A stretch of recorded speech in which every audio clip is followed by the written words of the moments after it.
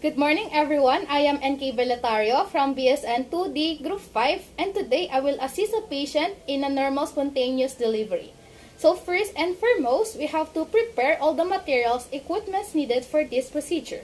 And then we have to ensure that our patient is in the correct room temperature. The correct room temperature for this procedure is 25 to 28 degrees Celsius. And then after that, is kailangan yung pasyente po natin is in a recumbent position. And kapag nasa recumbent position na po si ma'am, yung ating pasyente, we can now start with our perineal care. So let's just imagine that this is the vagina of our patient. Now, perineal care is done by cleaning the labia minora and the labia majora and the clitoris. So we need these cotton balls, and let's just imagine that this is an antiseptic solution. After putting an antiseptic solution, we can now start. So this is the cotton balls, and then maglalagay po tayo ng antiseptic solution. Imagining na meron na pong antiseptic solution, ang una po nating lilinisin is the labia majora. So lilinisin muna natin ang left labia majora, dito po, ganyan. And then discharge. Discard. And then sunod po, kukuha natin ng cotton balls, lagyan ulit natin ng antiseptic solution. And then, yung right labia majora naman. And then, itapon natin. Tapon natin. And then, sunod is the labia minora, the left. So, klinisin natin. And then, itapon. And then, sunod, yung right na labia minora, linisin, and itapon. And lastly, is kailangan natin linisan yung clitoris. So, assuming na lahat ng ating cotton balls is meron na yung mga antiseptic solution, lilinisan natin yung clitoris from top to bottom. Top to bottom. And then after that, perineal care is done. And then, sunod po natin gagawin is kailangan, we have to provide support to the mother before, during, and after ng pregnancy.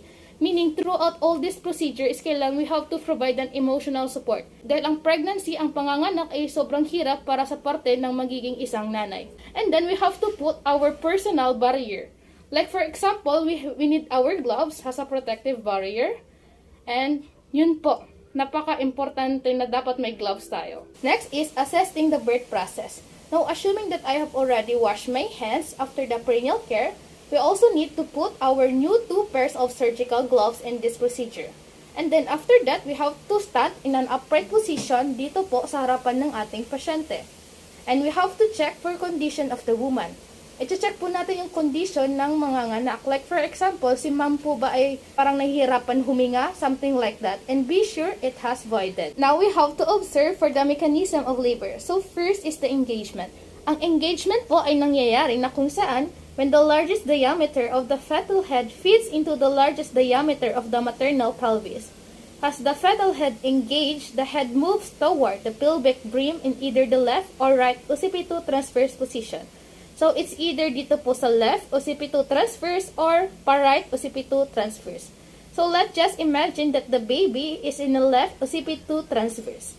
And this allows the widest part of the fetal head to fit through the widest part of the pelvic inlet. Now is the descent. Here, the baby descends through the pelvic inlet towards the pelvic floor. So, let's just imagine that the baby is nag-move towards the pelvic inlet, towards the pelvic floor dito. And the descent occurs due to uterine contraction, amniotic fluid pressure, and abdominal muscle contraction. Now next is the flexion. As the fetal head comes into contact with the pelvic floor, cervical flexion occurs. So in short, yung ulo ni baby is parang nag-flex ng paganon. So let's just imagine na na-flex ko yung ulo ni baby paganon. And this allows the presenting part of the fetus to be sub-occipito-pragmatic. And in this position, the fetal skull has a smaller diameter, which assess passage through the pelvis. Now, let's come to the internal rotation. Parang na-rotate na si baby ng paganito. Ganyan. Parang na-rotate na si baby. And the pelvic floor has a gutter shape with a forward and downward slope. This allows the head to rotate from a left or right occipital transverse position to an occipital anterior position. And dito na din daw nangyayari ang crowning. Crowning is said to occur when the widest diameter of the fetal head successfully negotiates through the narrowest part of the maternal bony pelvis. Ayan. So, parang nakalabas na yung ulo. And then, next is the extension. And then, the occiput slips beneath the suprapubic arc as the head extends. So, parang nag-extend na yung ulo. And the nape of the neck is pivoting against the arc. Extension of the head causing stretching of the perineum. Yan. Ganyan po ang extension. And then, is the external rotation and destitution. The head externally rotates from the right or left medial thigh of the mother.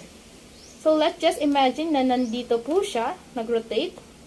And then, at the same time, the shoulders are rotating to a transfer position, to an anterior-posterior position. This realignment shoulders with the head called restitution. Ganyan po. And then, ganito na ang mangyayari niyan. Is parang umikot siya ulit. Ganyan. And then, dito na po mangyayari yung delivery of the shoulders and the body.